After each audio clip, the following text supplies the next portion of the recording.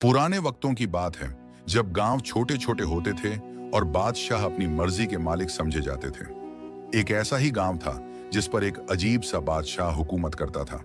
लोग उसे पागल बादशाह कहते थे क्योंकि वह न इंसाफ जानता था न अकल। गुरूर, जिद और तकब्बुर उसकी रगों में लहू की तरह दौड़ते थे। दोस्तों, इस वीडियो में आगे बढ़ने से पहले आपका बहुत बहुत शुक्रिया कि आपने हमारी वीडियो को देखना पसंद किया। लेकिन हम आपसे एक रिक्वेस्ट करना चाहते हैं, अगर आप हमारे चैनल पर नए हैं तो हमारे चैनल को सब्सक्राइब जरूर कीजिए और हो सके तो एक प्यारा सा कमेंट भी कर दीजिए।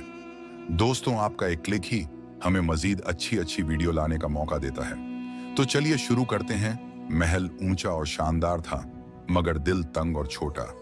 रियाया के दिलों में बादशाह के लिए इज्जत के बजाय खौफ बैठ गया था। वह कहता था, यह सल्तनत मेरी है, यहाँ के लोग मेरे गुलाम हैं, मेरी इजाजत के बगैर कोई सांस भी नहीं ले सकता।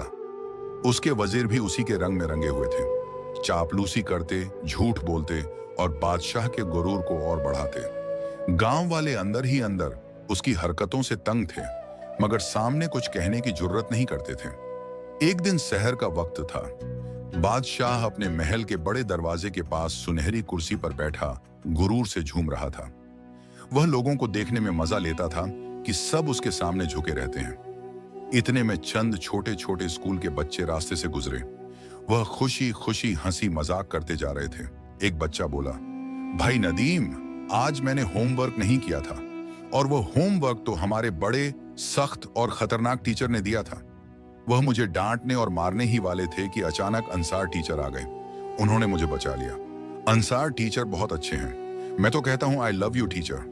यह सुनकर बाकी बच्चे हंसने लगे, लेकिन एक और बच्चा संजीदा लहजे में बोला, तुम अपने उस्ताद से मोहब्बत करते हो, अच्छी बात है, मगर सुनो, मैं तो अपने नबी मोहम्मद से मोहब्बत करता हूं। फिर वह परजोश लहजे में बोला, आई लव मोहम्मद। यह अल्फाज फिजा में गूंजे और करीब बैठा बादशाह चौंक गया।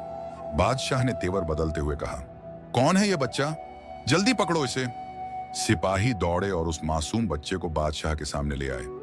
बच्चा घबराया हुआ था, मगर उसकी आंखों में एक अजीब सी रोशनी थी। बादशाह गुरूर से बोला, ऐ बच्चे, तूने अभी क्या कहा?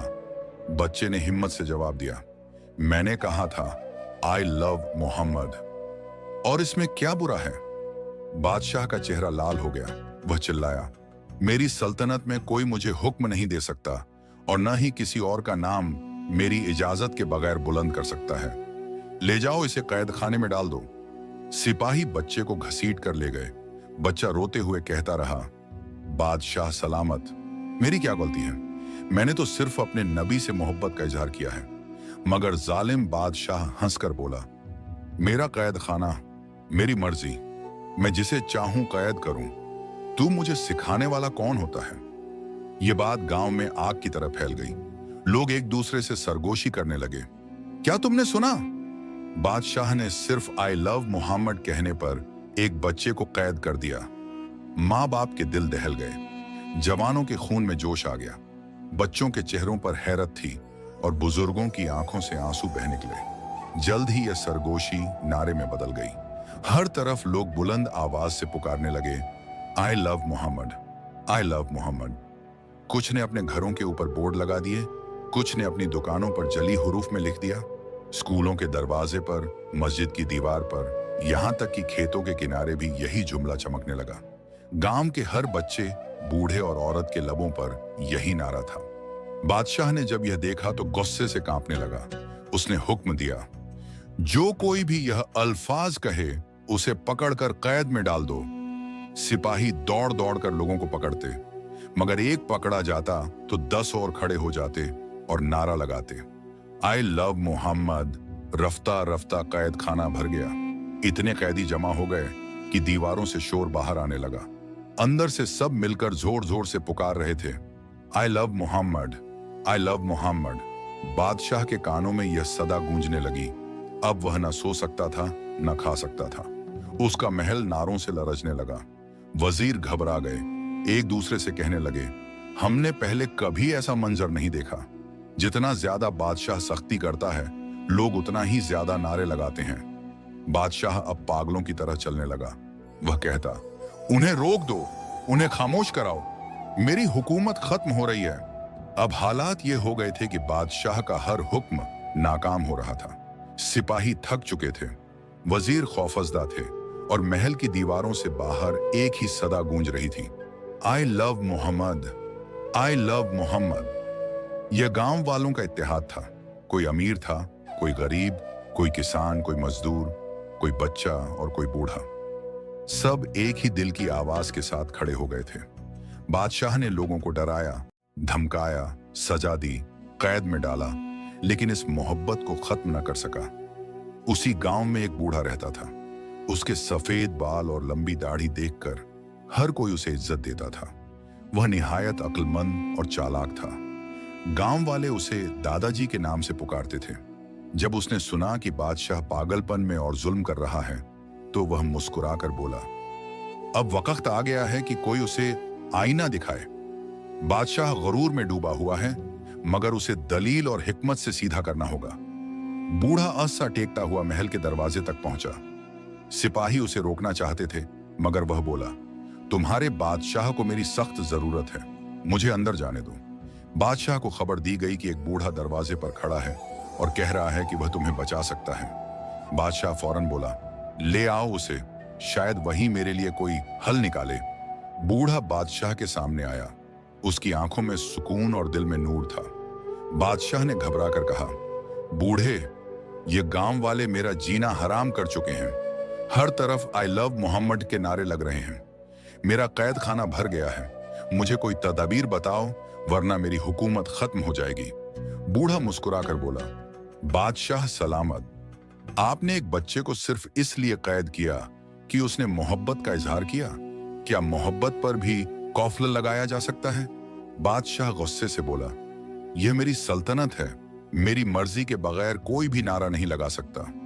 बूढ़े ने पुरसुकून लहजे में कहा, याद रखो, जिस मोहब्बत को अल्लाह ने दिलों में डाला है, उसे कोई ताकत रोक नहीं सकती। आपने जुल्म किया है, और जुल्म जब हद से बढ़ता है तो बर्बाद हो जाता है। बादशाह ने तंजिया हंसी हंसी, तो फिर क्या मैं सबको आजाद कर दूं?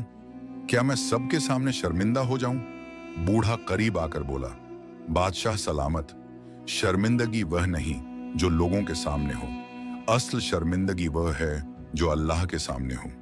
अगर आपने आज माफी मांग ली तो आपकी इज्जत बढ़ेगी, और अगर जिद करते रहे तो आपका नाम हमेशा बदनाम रहेगा। यह अल्फाज तीर की तरह बादशाह के दिल में उतर गए। उसने पहली बार सोचा कि वाकई लोग उससे नफरत क्यों करने लगे हैं। उसके वजीरों ने हमेशा चापलूसी की, लेकिन इस बूढ़े ने सच कहा। बादशाह की आंखों में नमी आ गई। वह धीरे से बोला, बूढ़े, अगर मैं माफी मांग लूं तो क्या लोग मुझे माफ कर देंगे? बूढ़े ने मुस्कुराकर जवाब दिया, हाँ बादशाह सलामत, लोग बड़े दिल वाले होते हैं। वह आपके जुल्म को भूल जाएंगे अगर आप सच्चे दिल से अल्लाह के आगे झुक जाएं। बादशाह ने थके हुए लहजे में कहा, तो फिर मुझे रास्ता दिखाओ, मैं अपनी जिद छोड़ने के लिए तैयार हूं। अगले दिन बादशाह ने पूरे गांव को महल के सामने जमा होने का हुक्म दिया। गांव वाले हैरान थे कि आज फिर क्या होने वाला है। कुछ डरे हुए थे, कुछ परजोश। जब सब लोग जमा हो गए तो बादशाह बड़े दरवाजे पर नमूदार हुआ। उसके चेहरे पर गरूर के बजाय नरमी थी। वह बोला, ऐ मेरे गांव के लोगों, मैंने तुम पर जुल्म किया। मैंने एक मासूम बच्चे को कैद किया।